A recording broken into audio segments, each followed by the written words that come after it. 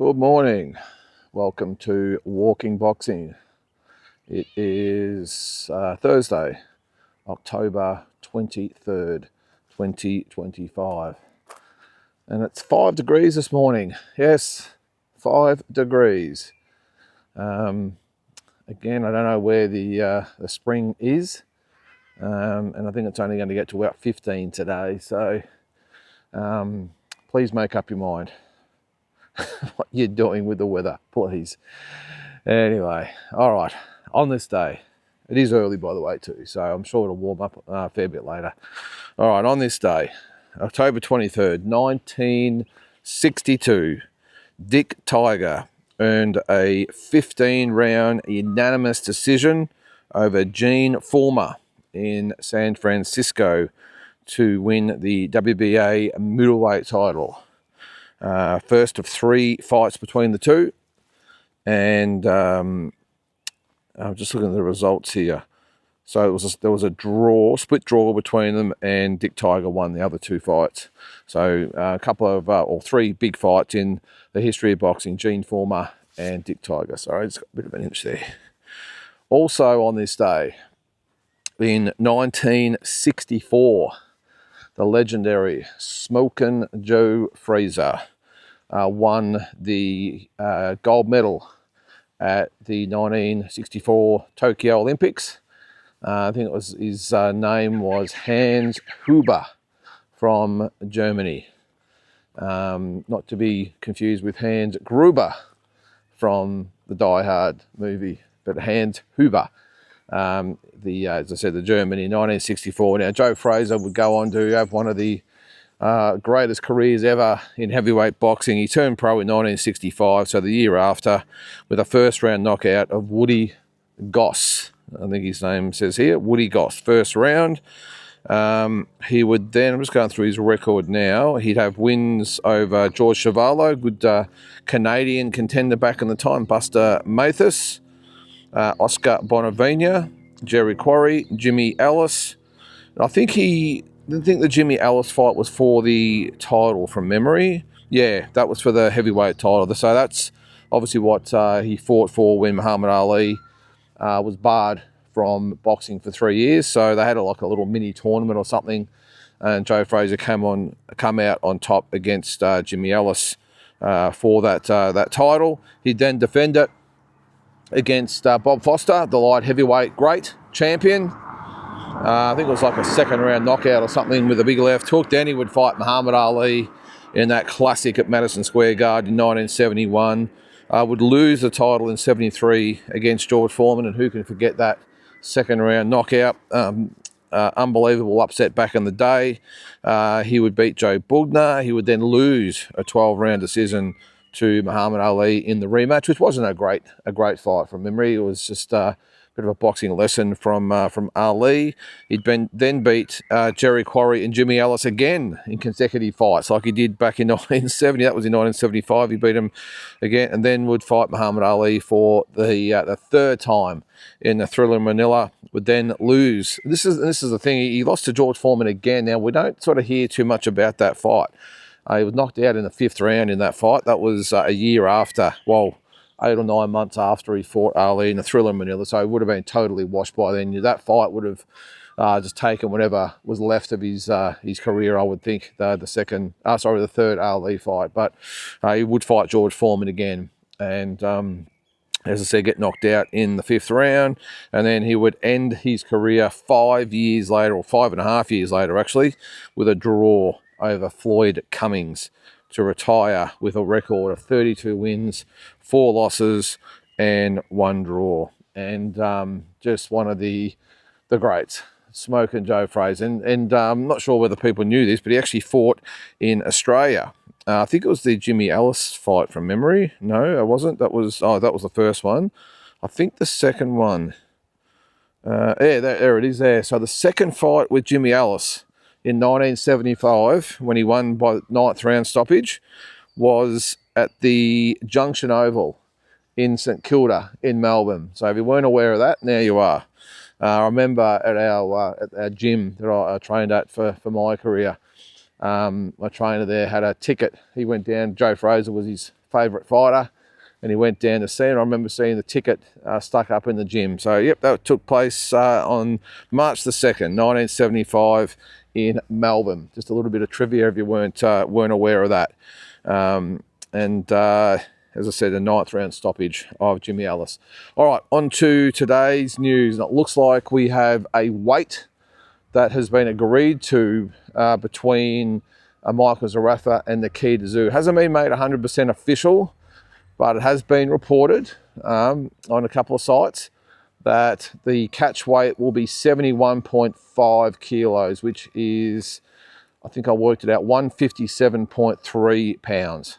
So that will be the catch weight between the two. No other details just yet. Of course, it hasn't been officially announced by No Limit. I'm sure that's going to happen very, very soon. I think I said yesterday, I've got a feeling that they'll do it maybe next week. There was talk they might do it this week, and who knows, it still might happen. But the word is it will probably happen next week because they just wanted to give Nikita that week off, just to make sure he's 100%, which I've got no doubt that he is. So 71.5, 157.3 pounds. What difference that will make? It'll be interesting. I don't think it'll make much difference at all. What is it? A kilo and a half for Nikita to come up, and was it a kilo or something for Michael to come down? And apparently he walks around only a couple of kilos over the middleweight limit anyway. Michael Zerafa, always in condition, always training, and that's one thing I'll give him credit for actually. Whenever you see him, he's always in training, whether he's actually got a fight in the works or not. He is always in shape. I've never seen him out of shape or not training. So you've got to give Michael Zerafa full credit for that. Most fighters, as you know, in between fights tend to blow up a little bit. The only ones I've probably seen probably a little bit like Michael is the Maloney boys. They're the same. They never blow up. Always in condition, always ready to fight. So if something comes up on 2 or 3 weeks' notice, they're ready to go. And that's how I think how fighters also have longevity, how they hang around so long. That's why Floyd Mayweather was always so good so late in his career, as was Pacquiao, because they just always keep themselves ready to go. So that's what's being reported at the moment. And it looks like, there's varying dates, but it looks like it might be mid-December at this stage. And I've got a feeling Brisbane might be the front runner, but I'm not going to stick my neck out and say it's a given because of my last comment where I said that there was going to be the 2 double headers in Queensland on the Gold Coast in late November. That obviously didn't happen. So, but I'm just sort of reporting what I've heard, and it looks like Brisbane mid-December, which would be a great little thing or event just before Christmas, won't it? Be fantastic. And I'm not sure whether they've decided, I'm sure they have, but again, hasn't been announced, but the Liam Paro, Paddy Donovan fight, whether it will be a standalone fight or it'll be on the undercard of Tszyu Zerafa. I've got a feeling they might put it on the undercard. I think being only 7 weeks away, whatever it is, I've just got a feeling they will just put it on the undercard, probably with the expense involved and all the rooting around and a lot of stuff going on so close to Christmas. I think it might be a bit of a stretch at this stage to give it a standalone event. And what a doubleheader that would be. Now, that would definitely be worth $70. I'd even charge more if I was No Limit. I know a lot of you out there won't like that, but it's such a great card. Although maybe they could keep it the same price because of the shit they've served up in the last couple of shows they've done. Especially the last time Nikita and Michael were on a card. Maybe they could make it up to us by keeping it at that price. But look, I think as far as quality goes, of course, Nikita and Michael Zerafa, massive, massive fight for Australian fans. I don't want to break it to Nikita and Michael's fans here in Australia, but outside of Australia, no one gives a toss. I think I've said before, a lot of people don't even realise Tim Tszyu has a brother, Nikita, even though he's actually ranked in the rankings at 154 by a couple of organisations, and Tim isn't ranked by any, but he's still Nikita is still Tim's little brother, and Michael Zerafa again is just that bloke, that fought Lara and Brooke from overseas. So anyway, it doesn't really matter. Probably no different to when you think about it, Danny Green and Anthony Mundine fought back in the day. I mean, just the biggest fight Australia's ever seen. But internationally, it didn't even really cause a ripple. No one cared. But that's okay. It doesn't matter. It's our fight, and it's big news here, and you get that all over the place. I know England have massive fights that no one else in the world gives really a damn about, but over there they get massive crowds, and probably Eubank and Ben is probably a good example of that. One of the biggest all British fights of all time. This is the kids I'm talking about, the juniors. But outside of that, it didn't really cause much of a wave, did it? But over there, it was huge. And I think Zerafa and Zoo will be the same here. And I think it's great. I must admit, I didn't think it would happen. I thought that the Zoos would say, no, we're not interested in fighting Michael. They'd just do their own thing. But I've just got a feeling that No Limit have really been pushing this fight. They need a big one. They need to catch a bit of a break, No Limit. They haven't exactly had a good couple of years, have they, with what's happened to Tim? The cash cow, the golden boy. They need this fight, and I've got a feeling I wouldn't be surprised. I mean, no dramas with Michael. He's wanted either one of these Zoo brothers for years, but I've just got a feeling that I wouldn't be surprised if George and Matt Rose just asked Team Zoo for a favour.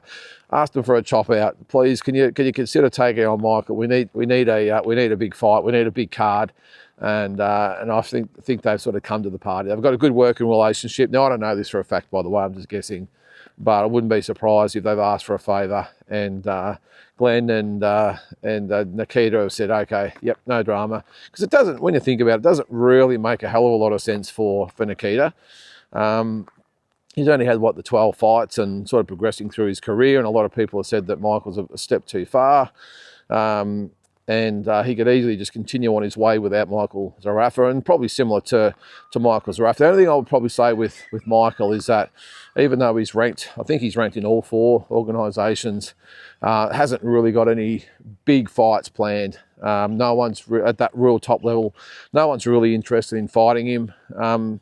It's going to take probably another year or two of even just getting some more wins to get a title shot, because you've got to think too, Janabek and Lara are scheduled to fight. You would think that the winner of that would be in line to maybe fight Terence Crawford. Adames then, so obviously Crawford down the track, neither one of them are going to be interested in Michael Zerafa. Then you've got Adames, he's probably the one they could look at. I'm not so sure he's ranked high with the WBC, to be honest. That might be the one that he's not ranked in. I don't know. Anyway, I'll have to check, but the latest rankings haven't come out yet. But Adames is an opportunity for him. But again, he's got big fights as well, especially if someone like Jamel Charlo wants to come back. Anyway, I think he'd have his eyes on bigger fights than Michael Zerafa, which is why it's probably a good idea for Michael. He's 33 years old now, to try and at least get a big payday. He obviously fancies himself to beat Nikita, so it's probably not that much of a risk. Well, it's probably no brainer for him to take the fight. And again, he wants Azu. He wanted Tim, but I think he'll take Nikita. And look, it's going to be fantastic for Australian boxing. That's all I'll say. Regardless of who you think's going to win, I just think it'll be a really good shot in the arm for Aussie boxing, especially to have Liam and Paddy Donovan on the undercard. Real competitive, world-class fight, world title eliminator. So I'm looking forward to that one. Looking forward to them both in different ways. Both fights. Paddy and Liam is probably the more world-class fight. Then you've got Nikita and Michael Zerafa, which is pretty much just all entertainment purposes, isn't it? It's just to see what's going to happen. So, but yeah, so it looks like mid-December at this stage at 71.5 kilos. All right, what else is going on? I got asked yesterday. I've got a couple of things there. Well, Anthony Joshua looks like he might be back by the end of the year. Now, I'm not sure how that's going to happen, by the way, but Eddie Hearn has said that it's 50-50 that he'll be back by the end of the year. Yeah, well, first of all, who is he going to fight? I know there'll be someone that'll put their hand up, but what he's actually looking at is being on someone's undercard, which is something that I don't think Anthony Joshua's sort of ever had happened to him. But I think he welcomes it. He just wants probably a top sort of 15 to 25 ranked sort of contender, and it's just someone he can get his teeth into for that comeback fight. So, good morning. So I'm not sure what undercard that would be on. And I'm not sure there's that many events out there. I mean, maybe there's the November 22nd card in Riyadh. The other fight, by the way, on that card, I couldn't remember. It was Abdullah Mason and Sam Noakes, which will be a really good fight. Really good card, by the way. But as I said yesterday, just a little bit of friction from fans about the $60 price point for the pay-per-view. Excuse me. After Turki Al Sheikh said there'd be no more. But anyway, I've already covered that. So yeah, don't know who he'll fight. Apparently big Makhmedov or something has put his hand up. I don't think he'd be in the running. He only fought, a couple of weeks ago, didn't he? So I think, 2 weeks ago, whatever it was. So I doubt he'd be in the running, but I'm sure they'll just find someone that Anthony Joshua can knock out. But we're running out of time. It's only, 4 or 5 weeks until that card. Apparently he's ready to go now. So we'll see what happens with that. But good to see him back, and then to see what happens with him next year in 2026 if he fights Fury or anyone else. And speaking of the heavyweights as well, looks like Derek Chisora and Derek Chisora and Dillian White might be locking horns on December 13th. And I think they've already fought a couple of times, haven't they? But that looks like it will be for Derek Chisora's 50th fight. Now, look, if Derek Chisora is 100% looking at this as his last fight and then he's out, well, maybe Dillian White's a nice little entertaining fight that he can win. But if he's serious about continuing on, he's the #1 ranked IBF contender. I'm not sure it makes a hell of a lot of sense, but that's what they're looking at the moment. Chisora and White. I think it's 3. I think they fought twice before, so we'll see. All right, now one other thing, guys. I had a couple of people comment the other day about my heavyweight video where I had the heavyweights of today versus the heavyweights of the 90s. And I just I just did 5 fictional matchups, 5 versus 5. Well, a lot of people wanted me to expand. Well, I won't say a lot. I had about 3 people say, hey, what about them fighting each other in a bit of a round robin type of thing, who would win? So I've had a quick look at it. I can't remember even the matchups I did the other day, but I'll go through it. We'll start with Mike Tyson against Usyk. I think Mike Tyson chops Usyk down. This is Pete Tyson, early 90s, I think. Would chop Usyk down, probably stop him, I would think, in... Well, he'd be pretty clever though, wouldn't he, Usyk? I think Tyson could stop him in about 6 or 7, I think. This is, again, Pete Tyson. I think against Fury, Tyson wins. Mike Tyson, that is, wins on points. Against Anthony Joshua, I think I said the other day, he'd knock Joshua out in 5 or 6 rounds. Wilder would be an entertaining fight, but I think Mike knocks him out in about 2 or 3 rounds. Dubois, similar, 3 or 4 rounds for Mike Tyson. Lennox Lewis against Usyk. Lewis on points over Usyk. I think I had him fighting Fury. I had him on points over Fury. Against Joshua, geez, that'd be a good fight, wouldn't it? Lewis by knockout in 8 or 9 rounds. Lewis against Wilder. Lewis knockout 6 or 7 rounds. Lewis Dubois, a few pommies in there, isn't there? Lewis Dubois, Lewis by knockout 6 or 7 rounds. Holyfield, I had him beating Usyk on points. I think he beats Fury on points as well. I think he knocks Joshua out in 9 or 10 rounds. I think he stops Wilder again, 8, 9 rounds. Dubois, probably a clear-cut points decision over Dubois, I would think, of Andy Holyfield. Maybe a late round stoppage for Holyfield. For Riddick Bowe, I'd actually back Alexander Usyk to beat Riddick Bowe on points. I think he's got the style to beat Bowe. Fury, I'm going to go Fury on points in this one. Or would I? Yeah, Fury on points for me. Bowe versus Joshua. Bowe on points in that one. Against Wilder, Bowe pretty comfortably. Probably a late round stoppage. Bowe Dubois, I think I have Bowe winning that one pretty comfortably on points as well. And then big George Foreman. Alexander Usyk. That'd be a tough fight for Foreman trying to chase Usyk around. I'm thinking Usyk would win that one on points. This is the 1990s version of George, by the way. Usyk on points. Fury, good fight. I think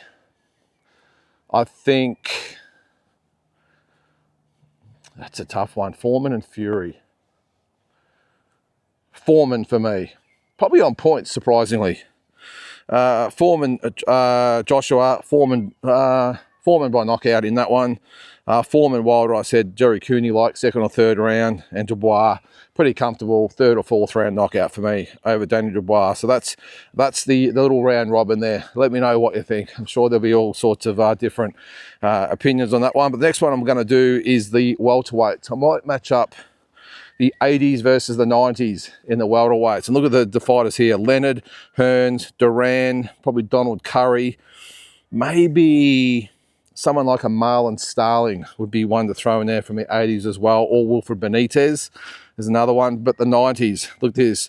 Floyd Mayweather, Oscar De La Hoya, Manny Pacquiao, Felix Trinidad, Shane Mosley. I reckon they're our 5 from the 90s. So I'm going to match those guys up, and we'll see what we think about that. Any other errors you want me to match up in divisions, let me know. But guys, that's going to do it for today.